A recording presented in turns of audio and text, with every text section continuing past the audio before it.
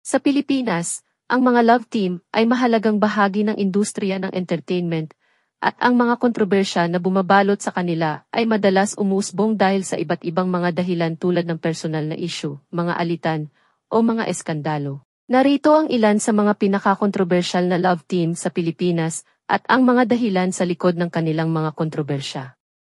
Catherine Bernardo at Daniel Padilla, Kathniel, sila ay isa sa mga pinakasikat na love team sa Pilipinas, ngunit nagkaroon sila ng mga kontrobersya. Kabilang ang mga alegasyon ng problema sa relasyon sa labas ng screen, tsismis, at mga alitan sa ibang mga artista.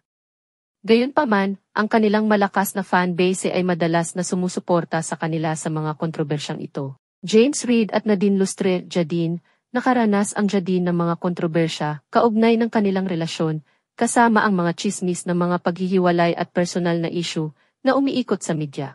Ang kanilang pagiging bukas tungkol sa mga pagsubok sa kanilang relasyon ay minsan ay umakit ng negatibong atensyon, ngunit hinahangaan ng kanilang mga tagahanga ang kanilang katapatan. Liza Soberano at Enrique Gil, Lisken, nagkaroon ng mga kontrobersya ang Lisken kaugnay ng kanilang personal na buhay, kabilang ang mga tsismis tungkol sa kanilang romantikong relasyon at aligadong mga alitan sa ibang mga artista. Ang kanilang chemistry sa at sa likod ng screen ay madalas na nagpapalaki ng spekulasyon at tsismis.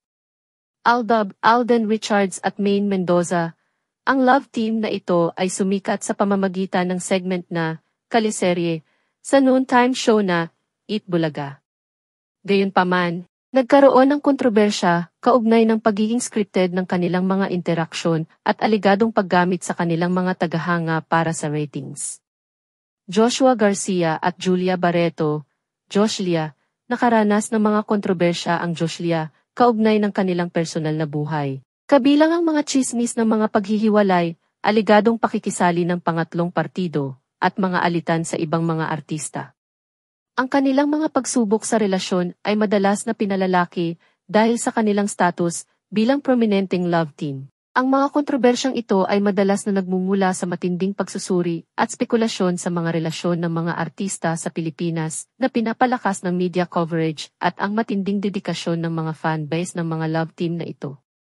Gayunpaman, sa kabila ng mga kontrobersya, patuloy pa rin ang mga love team na ito sa pagtanggap ng malaking popularidad at tagumpay sa industriya ng entertainment.